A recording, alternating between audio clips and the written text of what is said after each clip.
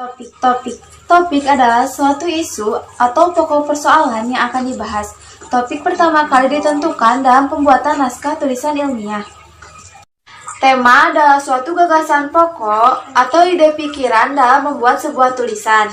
Syarat-syarat tema yang baik yaitu menarik perhatian pembaca, dapat dikenal atau dipahami dengan baik, lalu dibatasi ruang lingkupnya. Selanjutnya judul. Judul adalah perincian atau penjabaran dari topik. Judul lebih spesifik dan menyeratkan permasalahan atau variabel yang akan dibahas. Judul pada karangan ilmiah harus singkat dan padat, menarik perhatian, serta menggambarkan garis besar atau inti pembahasan. Adalah perbedaan antara tema, topik, dan judul. Tema tidak dapat dijabarkan menjadi rincian tema, mengandung permasalahan yang lebih jelas dan terarah, telah menggambarkan sudut pandang, tujuan, dan maksud penulis. Topik dapat dijabarkan menjadi rincian topik, bersifat umum, belum menggambarkan sudut pandang penulis. Lalu, judul. Judul tidak harus sama dengan topik, spesifik, mengandung permasalahan yang lebih jelas dan terarah. Langkah selanjutnya yaitu penerapan konvensi naskah tulisan ilmiah dalam bentuk pendahuluan. Di dalam pendahuluan terdapat beberapa aspek, yaitu yang pertama, latar belakang masalah. Latar belakang masalah merupakan uraian yang memuat hal-hal yang menyebabkan perlunya diadakan penelitian. Nah, dalam penyusunan latar belakang masalah harus disusun secara jelas, bila perlu menggunakan data atau fakta dengan sumber yang jelas. Di dalam latar belakang masalah terdapat beberapa poin penting, yaitu yang pertama, dalam penyusunannya, latar belakang masalah harus memuat antara kondisi yang diharapkan dengan kondisi yang terjadi saat ini. Lalu, kondisi yang diharapkan bisa diungkapkan melalui ungkapan harapan ataupun cita-cita. Sedangkan kondisi yang nyata atau kondisi yang sedang terjadi bisa diungkapkan melalui keresahan masyarakat mengenai masalah yang akan dibahas dalam penelitian. Selanjutnya, dalam latar belakang harus pula memuat solusi yang merupakan saran singkat untuk nantinya dibahas lebih dalam. Dan yang terakhir, latar belakang harus bisa meyakinkan pembaca bahwa penelitian ini mendesak untuk dilakukan. Selanjutnya yaitu menyusun rumusan masalah. Rumusan masalah di sini merupakan masalah-masalah yang akan diteliti nantinya, diambil dari latar belakang masalah yang telah dikemukakan. Ada beberapa cara untuk merumuskan masalah, di antaranya yang pertama, identifikasi masalah berdasarkan topik yang telah dibicarakan. Lalu, batasi ruang lingkup pembahasan dalam rumusan masalah sesuai dengan kepentingan dan kemampuan peneliti agar nantinya dapat disimpulkan secara pasti.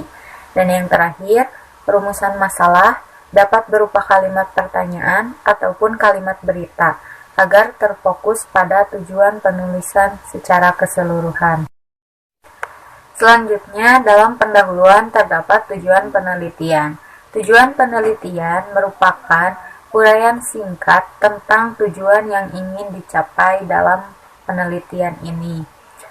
Bagian ini biasanya mengungkapkan keinginan penulis dalam mendapat jawaban atas permasalahan yang telah diajukan. Yang terakhir, dalam pendahuluan terdapat manfaat penelitian. Manfaat penelitian menerangkan uraian tentang hasil penelitian yang akan dilaksanakan terhadap berbagai pihak.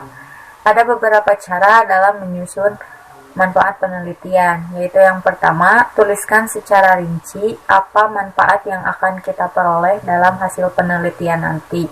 Lalu, tuliskan informasi tentang manfaat apa dalam penelitian tersebut berdasarkan pengembangan program ataupun pengembangan ilmu pengetahuan. Selanjutnya, penerapan konvensi tulisan ilmiah dalam bentuk kajian teoritis.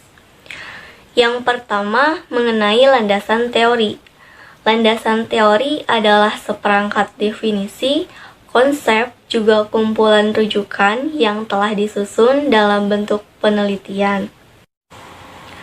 Adapun membuat landasan teori. Caranya, Tentukan nama variabel serta jumlahnya. Cari referensi bacaan berupa buku, ensiklopedia, laporan ilmiah, skripsi, ataupun sumber bacaan lainnya. Serta definisi dari variabel yang akan diteliti.